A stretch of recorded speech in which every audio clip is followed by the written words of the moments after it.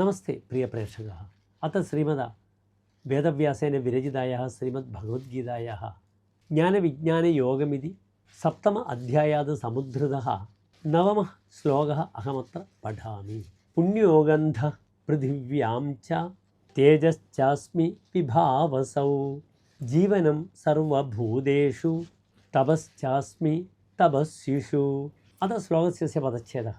पुण्यः गन्धः पृथिव्यां च तेजः च अस्मि विभावसौ जीवनं सर्वभूतेषु तपः च अस्मि तपस्विषु। अनन्तरम् अन्वयः। पृथिव्यां पुण्यः गन्धः च विभावसौ तेजः च अस्मि सर्वभूतेषु जीवनं तपस्विषु तपः च अहम् अस्मि। ഇനി ശ്ലോകത്തിൻ്റെ സാരാംശം ശ്രദ്ധിക്കുക. അന്തേ സാരാംശശ്ച ഭഗവാൻ കൃഷ്ണ ഇത്തം അർജുനം ഉപദിശതി.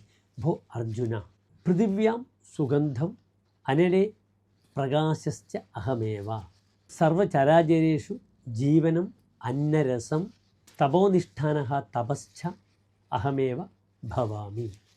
ഇത്യവ ശ്ലോകസ്യ സാരാംശः. ധന്യവാദः.